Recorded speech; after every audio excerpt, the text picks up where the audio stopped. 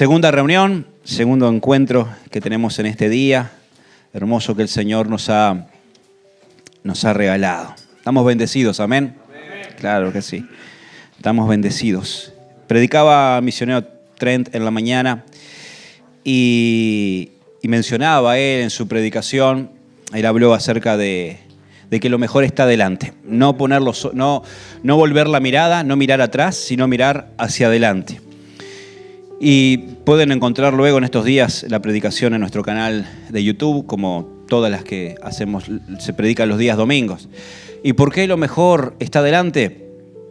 Porque el Señor está adelante. Y donde está Él está lo mejor. Donde está Él está lo mejor. Así que nosotros tenemos que poner nuestros ojos en el Señor. Nos hablaba hoy el Espíritu Santo en la mañana.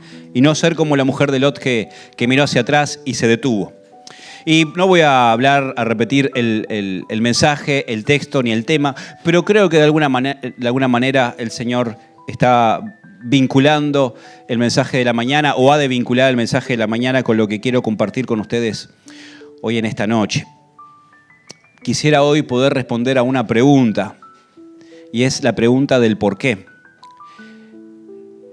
¿Por qué hay quienes siempre parecen estar enredados en círculos interminables? ¿Por qué pareciera que hay personas que una y otra vez terminan cayendo en lo mismo, en un mismo pecado, en una misma adicción? Día tras día, una y otra vez se prometen a sí mismos y le prometen a los demás que será la última vez, que no lo volverán a hacer.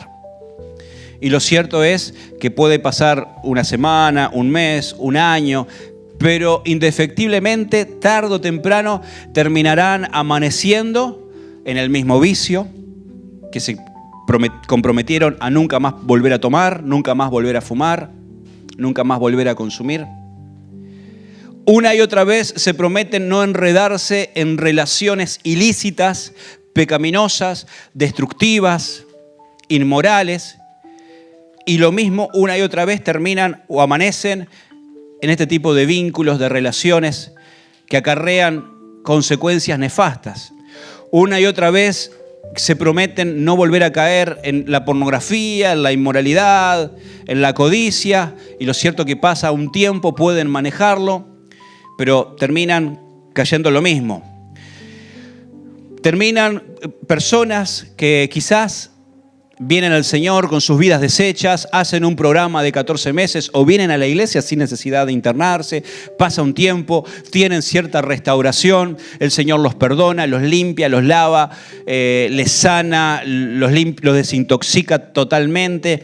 Pero pasa un tiempo y con el pecho inflado comienzan a decir: yo puedo manejarlo, yo puedo dominarlo, de esto me encargo yo salí solo y no voy a volver. Y lo cierto es que luego el tiempo demuestra que lo que pensaban que podrían manejarlo, terminan volviendo avergonzados, quebrados, humillados y hundidos. Y la pregunta es, ¿por qué?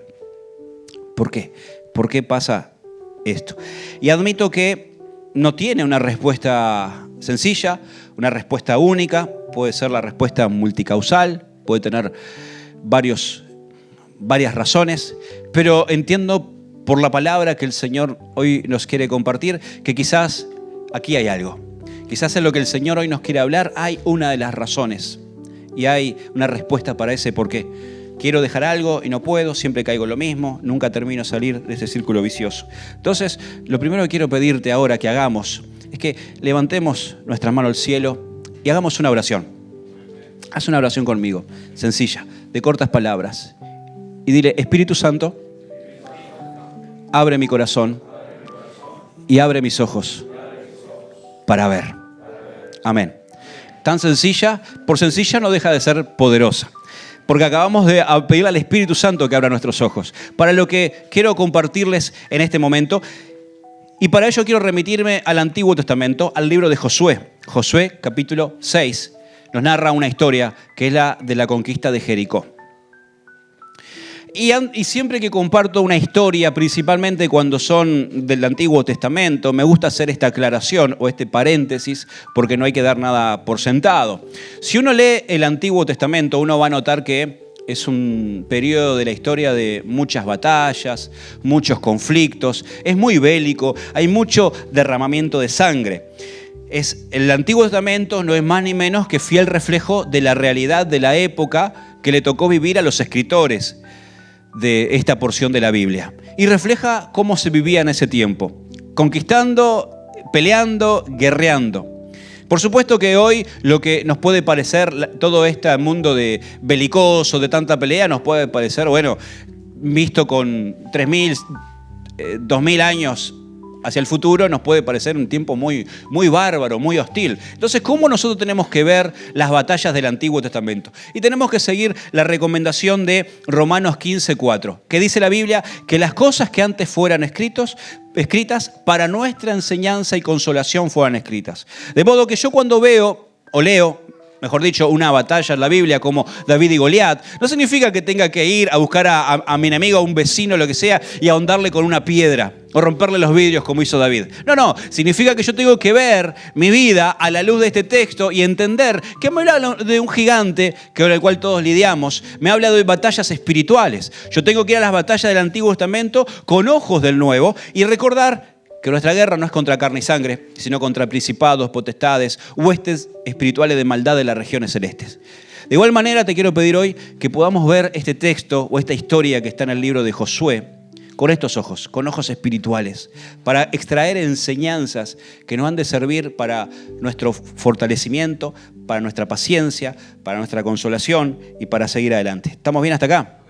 Bien, Josué capítulo 6 nos narra la historia de la conquista de Jericó. Los ávidos lectores de la Biblia van a saber reconocer rápidamente lo que voy a mencionar. Jericó era una ciudad inexpugnable, muy difícil de conquistar, que iba a ser la primera de las ciudades de la tierra prometida al que el pueblo de Israel iba a acceder. ¿Cómo llegamos al capítulo 6? Pasando por 5 capítulos anteriormente. En el capítulo 1 de Josué, Moisés muere. Moisés fue el libertador, el que guió al pueblo de la tierra de Egipto hacia la tierra prometida. Pero Moisés no fue quien introdujo al pueblo a la tierra prometida, sino que delegó el mando, guiado por el Señor, a Josué, su fiel sirviente, su fiel siervo. Josué, por lo tanto, tenía que atravesar el río Jordán y comenzar lo que es la conquista de Canaán. En el capítulo 1 vemos este traspaso de autoridad, de delegación. En el capítulo 2, Josué envía unos espías para conocer la tierra, a dónde ellos iban a ir. Estos llegan a la ciudad de Jericó, están allí, inspeccionan, hacen un contacto con Rahab. Capítulo 3, el pueblo se prepara para cruzar el río Jordán. Capítulo 3 y 4 nos narra cómo igual o casi igual, semejante a cómo fue el cruce del Mar Rojo. Ahora con el arca, los sacerdotes se ponen el agua y el agua se detiene río arriba y el pueblo vuelve a pasar por segunda vez en seco. En el capítulo 5 es el preparativo para la primera de las batallas, y Josué, cuando está rodeando Jericó, viendo cómo entrar en esta ciudad, se le aparece un varón. Se le aparece evidentemente el ángel de Jehová, se le aparece un varón enviado del cielo y le da la estrategia con la cual iba a conquistar esta ciudad imposible. Y le dice: durante 6 días rodeen la ciudad, y al 7º día rodéenla en silencio, solamente al finalizar tocan el shofar, el cuerno, la trompeta.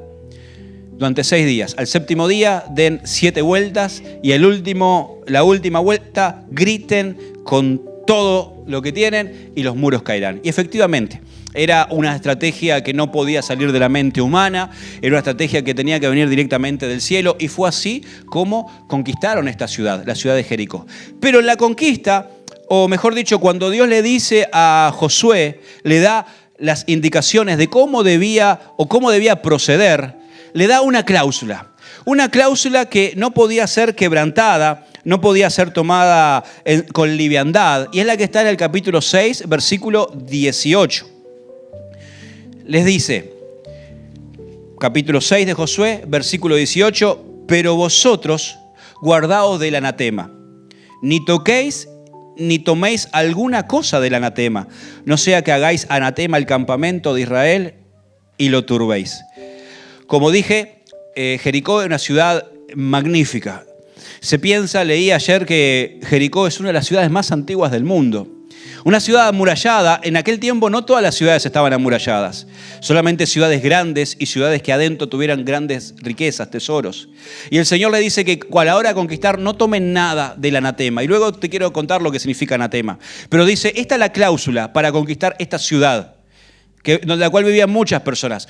No toquen nada, no se lleven nada del anatema. Y esta era la cláusula. Lo cierto es que el pueblo hace la estrategia divina. La ciudad cae, la conquistan y vuelven victoriosos al campamento. Y luego del capítulo 6, te quiero compartir una revelación. Viene el capítulo 7. Capítulo 7 comienza diciendo que había otro paraje para conquistar. Una ciudad mucho más pequeña, más chica, se llamaba Jai. H-A-I, Jai. Una ciudad en la que Josué vuelve a mandar espías y los que vuelven le dice, Josué, ya conquistamos Jericó, una ciudad enorme. Jai es una aldea, no precisamos ir muchos, con 2.000 o 3.000 personas que vayamos, la vamos a conquistar, no va a pasar nada, vamos a vencer. Así que Josué, guiados por esta recomendación y un poco con el pecho inflado de la conquista anterior, dice, bueno, vayan 2.000 y 3.000 y si cayó Jericó, no va a caer Jai. Lo cierto es que la empresa, el emprendimiento que hacen contra esta ciudad es un fracaso. Los israelitas regresan avergonzados, mueren 36 de ellos, salen huyendo de una ciudad pequeña. Lo que parecía algo muy fácil, muy sencillo, termina siendo una derrota, termina siendo una vergüenza. Josué no entiende qué es lo que pasa. Josué se rasga las vestiduras diciendo, ¿por qué? Y la primera pregunta que muchas veces nos viene es cuando logramos grandes cosas, pero cuando tenemos que enfrentar algo más pequeño es el ¿por qué? ¿Por qué no pude manejarlo? ¿Por qué si estuve 14 meses y dejé y volví, salí una semana a mi primer salida, ¿por qué volví a caer? ¿Por qué si venía bien hasta acá, volví a tropezar en lo mismo? ¿Y qué hace Josué? Capítulo 7 estamos ahora. Va al Señor en busca de respuestas. Y en el capítulo 7, capítulo 7, versículo 10, dice que Josué se presenta al Señor buscando respuestas a sus preguntas. ¿Por qué me pasó esto? ¿Por qué hiciste Dios que retrocediéramos ante estos enemigos? ¿Por qué nos avergonzaste?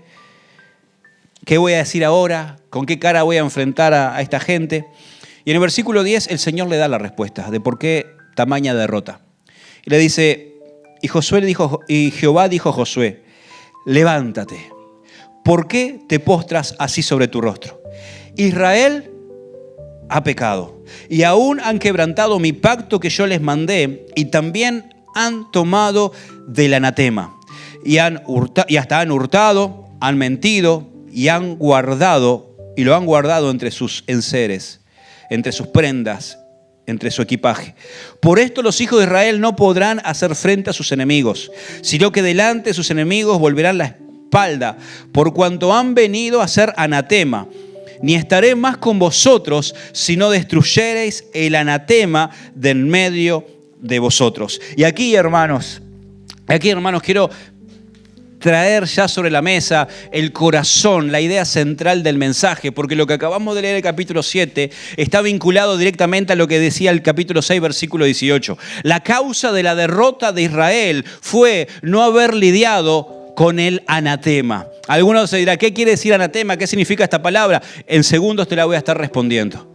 Pero el corazón del mensaje, hermano, la idea central, yo no sé si te vas a acordar de todo lo que te puedo estar diciendo.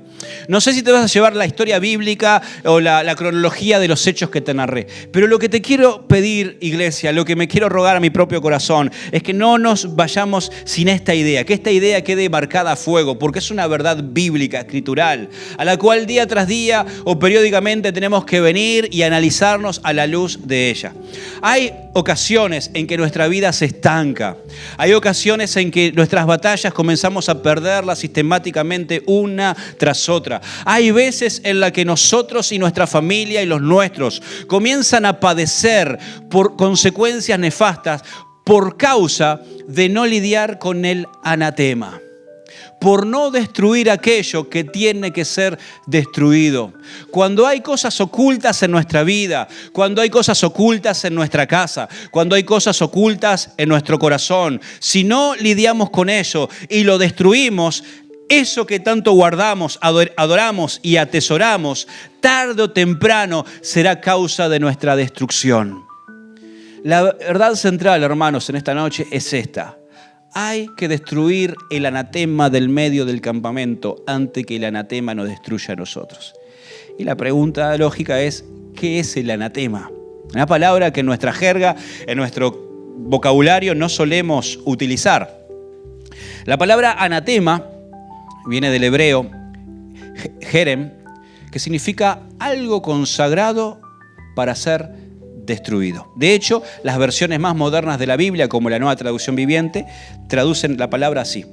Le dijo el Señor a Josué, no toquen aquello que está destinado para ser destruido. Era algo, podía ser cualquier cosa de valor, cualquier tesoro, cualquier objeto que estuviera consagrado, pero no para el uso de Dios, sino para ser destruido. Por lo tanto, la idea de un objeto consagrado para esto lo convierte en algo maldito, en algo que no cuenta con el favor de Dios. Algo maldito es algo que tiene que ser destruido, algo maldito, algo que no cuenta con el favor de Dios, que Dios no está en eso, que Dios no está en ese asunto, que no cuenta con el respaldo de Dios. La pregunta es, nosotros, hace instante te pedí que miráramos estas historias bíblicas con ojos del presente tiempo, de nuestra cotidianeidad. ¿Qué puede representar el anatema para nosotros hoy? Y para cada uno de nosotros puede significar y representar algo diferente el anatema. Pero evidentemente, cuando la Biblia habla de anatema, no está hablando de algo malo, algo vinculado con lo oculto, con lo pecaminoso, con lo que no es de Dios. Entonces, lo primero que salta a la vista, o que podríamos decir que representa el anatema, es justamente el pecado oculto o no confesado. El pecado que guardamos en nuestra intimidad, al cual no le hemos dicho a nadie. Ese pecado que guardamos en secreto, creyendo que no tendrá consecuencias. Creyendo que podemos manejarlo. Creyendo que nadie me va a descubrir. Creyendo que con mentiras la podemos ir llevando, piloteando. Podemos manejarlo. Todo pecado no confesado termina contaminando y puede traer consecuencias. De hecho, trae consecuencias espirituales. El anatema también puede significar todo tipo de ídolo, todo tipo de deidad que ocupa el lugar de Dios, todo aquello que ocupa el lugar de Dios. Ídolos de yeso, de madera, estampitas, estatuas, santos, pero no solamente los ídolos que uno puede tocar y palpar, sino también los ídolos modernos. El dinero, el amor al dinero, no el dinero en sí, sino el amor al dinero, es lo que la Biblia condena. Y puede ser también causa de tropiezo. Ese amor a las cosas materiales, ese aferrarnos a todo aquello que ocupe el lugar de Dios. Los ídolos, la idolatría, es sencillamente el pecado de desplazar a Dios y poner algo en su lugar. Y la idolatría se puede disfrazar de muchas maneras. La adoración a falsos dioses es un tipo de idolatría. El amor al dinero es un tipo de idolatría. La egolatría, el amor a mí mismo, la adoración al ego, a mí mismo, es un tipo de idolatría. Y puede ser el anatema, que hay que destruir, que hay que quitar de su lugar, que está ocupando el lugar que le pertenece a Dios. Todo tipo de idolatría. ¿Qué otra cosa puede ser el anatema? Y pueden ser prácticas ocultas y peligrosas, prácticas ocultistas, espirituales y peligrosas. Vengo a la iglesia, confío en Dios, presento mis necesidades en un grupo de oración, pido que oren, pero por las dudas, si acaso, mañana lunes a 1:00 a.m, pongo a Lourdes Ferro para ver qué me dice la astróloga de turno, a ver cómo va a estar mi semana. Por las dudas, no sea que Dios me abandone, me voy a comprar una raspadita, a ver, capaz que el Señor me quiere bendecir por acá. Digo, Señor, si tú me bendices, yo te voy a dar, voy a consagrar el diezmo para ti, voy a ofrendar. ¿Quién sabe? Puede ser prácticas ocultas, tener en nuestra casa un amuleto, tener en nuestra casa un cuadro, tener un santuario, que a simple vista nos ven por afuera y no hay nada, pero si entran, Podríamos tener eso que puede estar abriendo puertas espirituales para cosas peligrosas. Puede estar abriendo puertas para que en las noches estar dando permiso a demonios, para que opriman, para que ataquen. ¿Qué puede ser también el anatema? Pueden ser pensamientos y actitudes contrarias a Cristo, contrarias al Espíritu Santo, orgullo, envidia, rencor, odio. Toda forma de pensar y de sentir que no pertenece al reino de Dios y su palabra. ¿Qué más puede ser el anatema? Bueno, como te dije, objetos, ambientes, consumir cosas que no agradan a Dios, consumir pornografía, consumir música de letra cuestionable que solamente me incita una y otra vez a la promiscuidad, a la inmoralidad. Pueden ser el anatema, esas charlas que tenemos por lo bajo, en donde conversamos de cosas degeneradas, cosas que no son bien vistas que se hablen en la luz. Yo te quiero decir algo, mi hermano, mi hermana, iglesia amada. Todo lo que no podamos hacer a la luz de otras personas y del Señor, tiene algo oculto y no es bueno. Yo no quiero venir acá desde el punto de vista de alguien legalista, decirte qué es lo que tenés que hacer y no. Pero te doy una regla bíblica para evaluar todo. Si lo podés hacer y decir delante de otras personas con tranquilidad de conciencia, eso está bien. Pero si lo que hablás, lo que guardás está oculto, no se lo contás a nadie, no lo confesás, no lo mostrás, sino que lo tenés, o quizás lo tenés dentro de un grupito reducido, como vamos a ver ahora, eso que está en lo oculto, Dios no lo bendice. Primera de Juan capítulo 1 menciona una y otra vez que Dios es luz y Él habita en luz y con Él no habita ninguna tiniebla. Y todo lo que tiene que ver con el anatema está en la tiniebla, está en el ámbito de las tinieblas. Por eso dice la Biblia, ¿por qué lo llama anatema? Porque tiene que ser destruido. Y nosotros tenemos que destruir de nuestras vidas todo lo que está en tinieblas. Se dice que el ser humano, tú, yo, tenemos 4 cuadrantes en nuestra vida. Si pudiéramos graficarnos con un cuadrado, diríamos que tenemos 4 áreas. Tenemos un ser público. Es esa área que todos conocen de nosotros, que va desde nuestro nombre hasta esas cosas que son públicas. Puede ser nuestro cuadro de fútbol favorito, puede ser nuestra preferencia musical, no sé, esas cosas donde vivimos. Ese es el ser público. Luego todos tenemos un ser privado, que es aquel lugar en donde solamente yo entro, en donde nadie sabe qué es lo que pasa por mi corazón, en mis pensamientos, o en mi vida, en mi agenda, ese tiempo que estoy a solas. Es parte de mi ser privado, donde nadie más entra.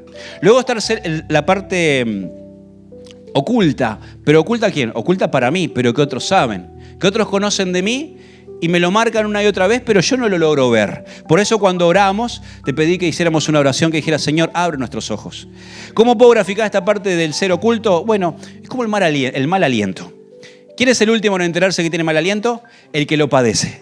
Todo el mundo se enteró, todo el mundo ya lo padeció, y uno es el último en caerle la ficha. Ese es el lado oculto, cosas que otros saben de mí, pero que yo desconozco. Y el último cuadrante es el lugar secreto. Es el lugar en donde ni yo ni nadie sabe lo que pasa, solamente Dios. Por eso el salmista ora y le dice al Señor, líbrame de mis pecados ocultos. Cosas que pasan a veces que están muy en lo profundo de nuestro ser, en la cual la única manera de poder identificar, poder sanar, poder restaurar, es que Dios me revele, que Dios me muestre, que Dios haga algo, que Dios ilumine mis ojos. Entonces, cuanta más luz hay en el ser público, privado, oculto o secreto, más transparencia hay y más sanidad hay. Una vida sana, una vida íntegra. Claro, no tenemos que tener una vida expuesta 100%. Siempre va a haber cosas en el área privada, oculta y secreta. No todo tiene que ser público. Pero una vez a Jesús le dijeron, Señor, ¿dónde duermes? ¿Dónde moras? Y el Señor le dijo, vengan, acompáñenme. No hay nada oculto puertas adentro. Acompáñenme a mi hogar. ¿Quieren ver dónde vivo? Aquí vivo.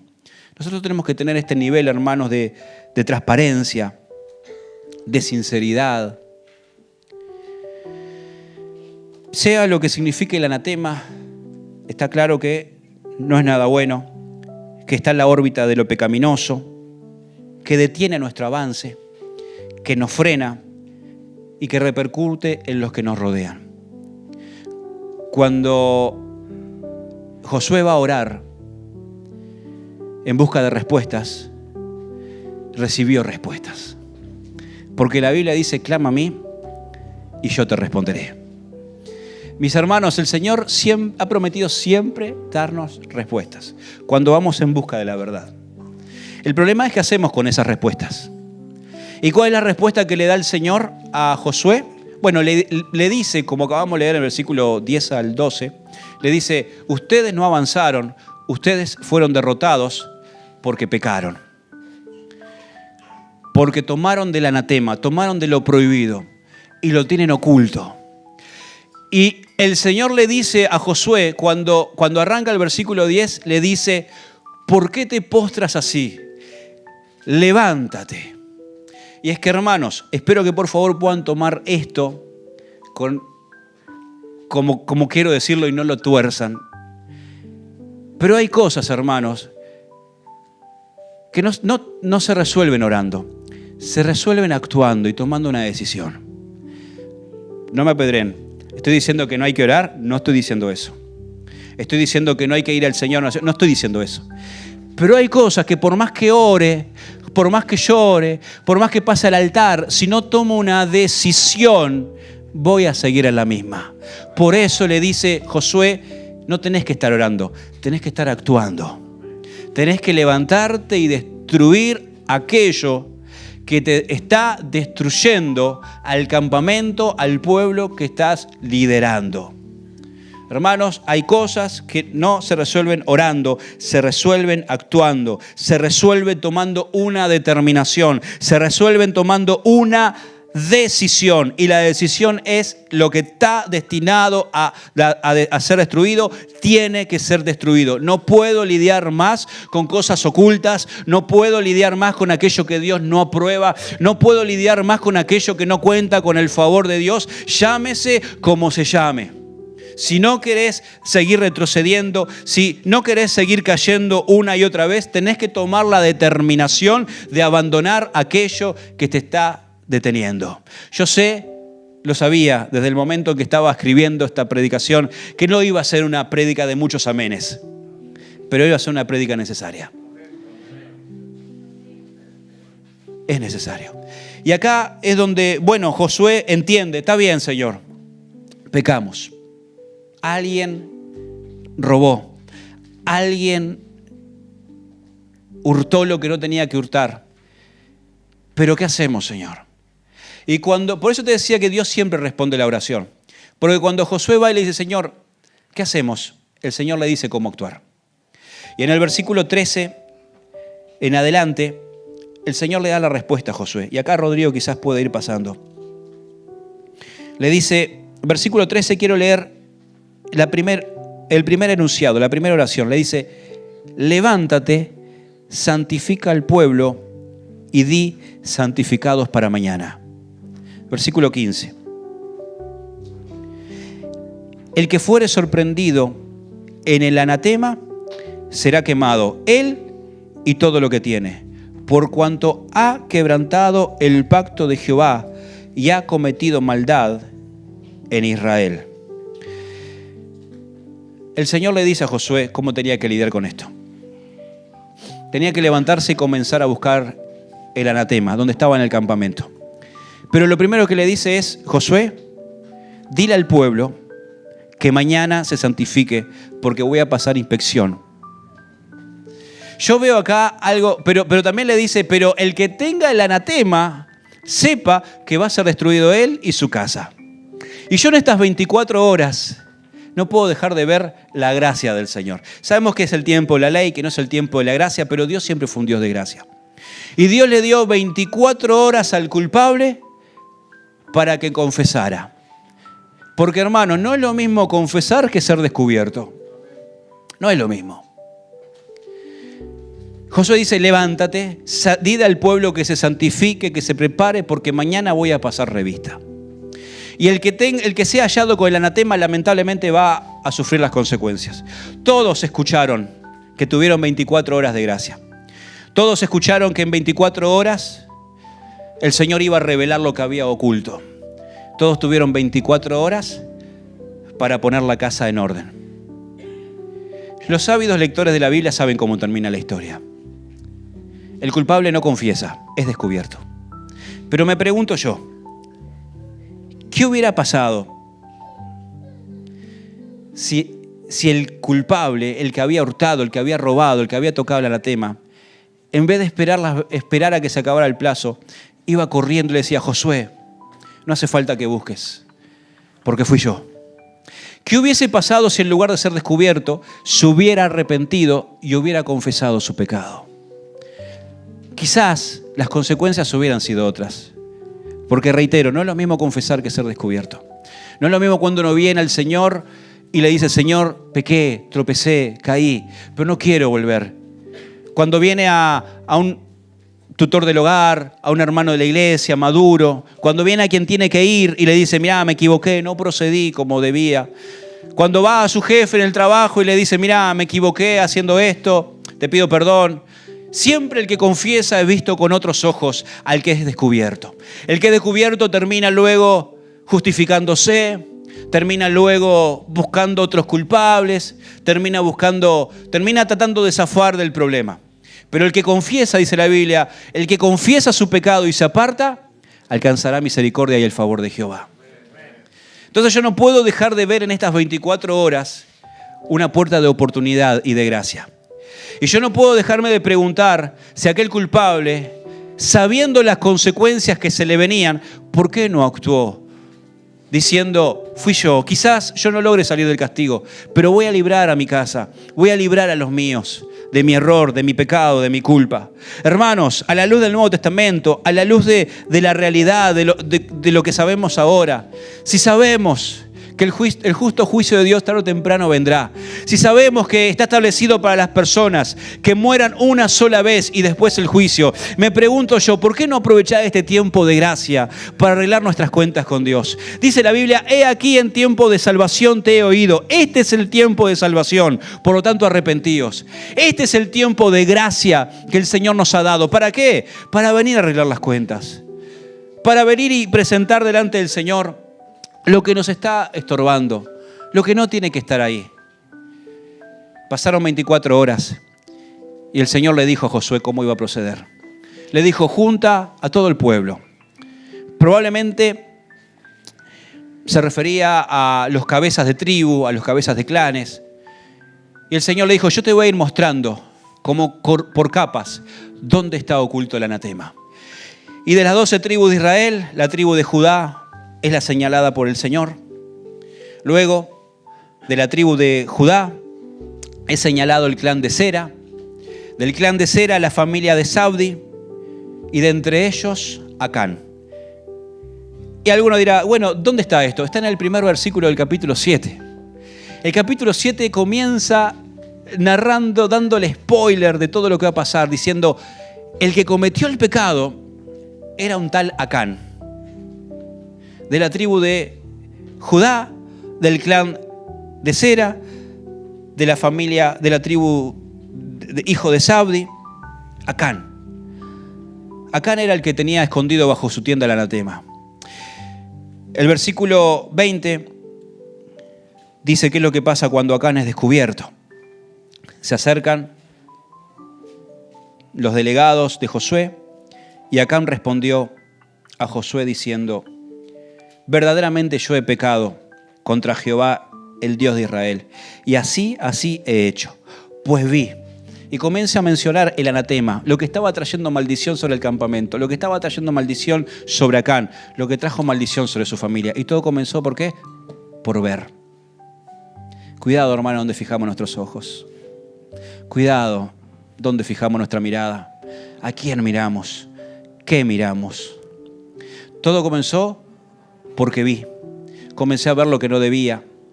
Comencé a considerar lo que no tenía que considerar.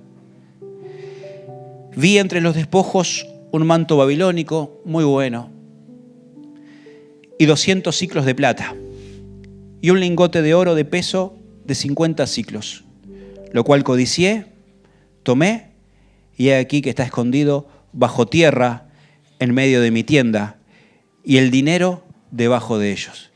¿Cómo comenzó todo? Porque vio. ¿Qué desata el ver? Muchas cosas. Por eso dice la Biblia que ante las circunstancias de la vida puestos los ojos en Jesús. Porque hay muchas cosas que distraen nuestra mirada.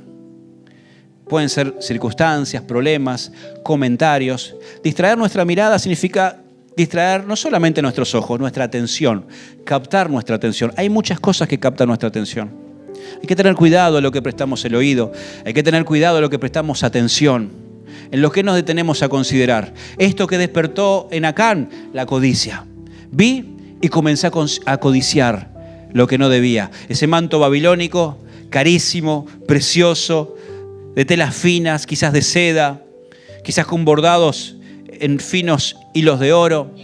Pero no solamente vi ese manto babilónico, también vi 200 ciclos de plata, también vi dinero, también vi joyas, también vi un lingote de oro.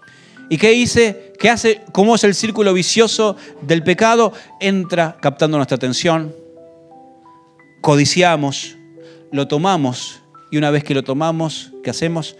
Lo escondemos. ¿Qué pasó con Acán? Es triste. Dice que él y su familia fueron al valle de Acor y allí fueron apedreados. Luego sus cadáveres fueron incendiados, incinerados, y sobre ellos se construyó un monumento que quedó hasta el día de hoy como recordatorio del peso de la desobediencia. Uno dice, qué cruel, qué duro. Sí, lo fue. Claro que sí. Pero no te olvides de algo. Acán tuvo 24 horas de gracia. Fue advertido de lo que podía pasar ya desde antes de la conquista. Él solamente cosechó lo que sabía que iba a cosechar su siembra. Él sabía que lo que hacía tarde o temprano podía acarrear esto. O lo sabía y no lo tomó en cuenta, o no lo consideró verdad, o lo sabía y lo tomó con demasiada liviandad pensando que no iba a pasar nada. Entonces, hermanos, llegando ya al final de este mensaje, considerando qué pasó con Acán y viéndolo a la luz de la palabra, yo quiero preguntarte y preguntarme a mí. Porque el primero que interpela la palabra siempre es a uno. Primero, yo quiero dejar esto bien en claro. Yo no vengo acá predicando desde un pedestal, desde el bronce, diciendo a mí no me pasa. Desde esto escapa a mí y es responsabilidad de ustedes. Esto me interpela a mí. Entonces yo quisiera preguntarte, ¿qué revelaría hoy si el Señor decidiera entrar a nuestra casa y hacer una inspección sorpresa? ¿Qué pasaría si el Señor hoy decide ir a la intimidad de nuestro hogar y comenzar a inspeccionar sala por sala, cuarto por cuarto? ¿Qué encontraría? Si el Señor tomara nuestro celular y tomara nuestro historial de navegación en las redes sociales, ¿qué encontraría? ¿Habrá un anatema que no tiene que estar ahí? ¿Habrá algún tipo de conversación con alguien que no debería haberse iniciado? ¿Qué pasaría? ¿Qué pasaría si comenzara a darle a recorrer el historial de los likes y los me gusta que damos a través de las redes sociales? ¿Pasaría el examen de la luz de Dios? ¿Qué pasaría si el Señor comenzara, imprimiera en hoja A4 todas las conversaciones que hemos tenido este último mes? E inspeccionara el tipo de conversación, inspeccionara el tipo de palabra que usamos, inspeccionara de quién estuvimos hablando, cómo estuvimos hablando. ¿Pasará la inspección? ¿Pasará la auditoría? ¿Qué pasaría si el Señor hoy decide que el Espíritu Santo haga un análisis profundo de nuestro corazón, de cómo están nuestras motivaciones, de cómo están nuestras prioridades? ¿Pasará el análisis o encontrará algo que hace tiempo tendría que haber sido destruido y que aún nos aferramos a ello, pensando nadie lo va a descubrir, nadie lo va a encontrar? ¿Podrá el Señor inspeccionar nuestra alma, nuestras motivaciones y salir de nuestra casa, de nuestro corazón y decir, la verdad, no encontré nada. La verdad, el anatema no estaba acá. Sigo de largo. Pero ¿qué pasaría si fuera todo lo contrario? ¿Qué pasaría si el Señor en esta noche, al hacer una inspección de nuestra casa, de nuestra intimidad, de lo más profundo de nuestro ser, si el Espíritu Santo ha estado indicándote desde que comenzó el mensaje o de hace varios días o en otros momentos te ha estado indicando este es el anatema que no te deja avanzar? ¿Qué es lo que tenemos que hacer? Porque ahora no estamos bajo el tiempo de la ley. ¿Qué es lo que tengo que hacer si inmediatamente yo detecto que hay algo en mi propia vida que me está estancando, que no me deja conquistar, que no me deja avanzar, que me frena, que una y otra vez me hace caer en el mismo error, en la misma falta de carácter, en el mismo pecado. ¿Qué es lo que tengo que hacer? Lo primero que tengo que hacer es primero entender que como estoy en el tiempo de la gracia, hoy puedo venir a los pies del Señor, arrepentirme y pedirle perdón. Hoy puedo acudir. Como Acán tuvo 24 horas, dice la Biblia que este es el tiempo aceptable. Dice que el Señor retarda su promesa. No es que la tenga por tardanza, no es que va a venir, sino que es paciente con todos, para que ninguno se pierda, sino que todos procedan al arrepentimiento. Este es tiempo de gracia, tiempo de salvación, tiempo de reconciliación, tiempo en que no vamos a ser ejecutados, literalmente como Acán. Pero si no lidiamos y resolvemos el tema del anatema a tiempo, del otro lado de la eternidad ya será demasiado tarde. Hoy tenemos la providencia de su gracia, de venir, de confesar, de ser restaurados. Y cuando venimos al Señor y le pedimos, Señor, abre nuestros ojos, como lo hicimos al principio del mensaje, el Señor ya comenzó a hablar y comenzó a mostrarnos y decirnos, esto no puede ir más, esto hay que cambiarlo, esto tenés que dejarlo, esto te está matando, te está deteniendo. ¿Qué hacer inmediatamente después? Confesar, arrepentirnos. El arrepentimiento no es un remordimiento, no es algo emocional, es una decisión, hermanos. Es una decisión. Y eliminar aquello que está contaminando. Cortar todo pacto, cortar todo vínculo, bloquear si hay que bloquear, eliminar del historial si hay que eliminar y buscar la restauración y la obediencia en el Señor. Mis hermanos, yo les dije recién que yo no hablo desde el cobre, desde un pedestal, porque esté un escalón más arriba, 2 escalones más arriba, a mí no me hace diferente que al resto de los que estamos aquí presentes. Inmediatamente yo detecto algo en mi propia vida que puede estarme deteniendo, corro a los pies del Señor.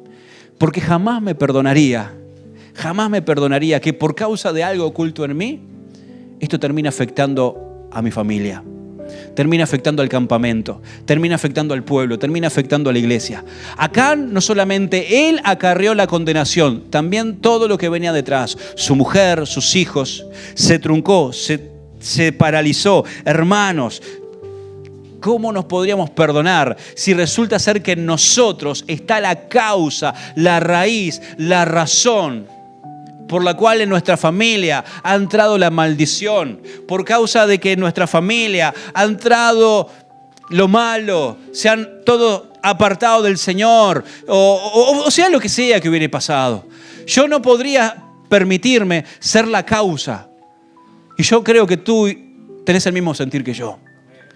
Yo sé que tú y yo no queremos ser aquellos que por nuestra desobediencia, por tener cosas ocultas, por causa de nuestro comportamiento, comenzáramos a perder batallas, comenzáramos a estancarnos, comenzáramos a frenarnos. Gracias a Dios que tenemos la fuente inagotable de la gracia y la misericordia del Señor para alcanzar el oportuno socorro. Amén. ¿Qué te parece si nos ponemos en pie?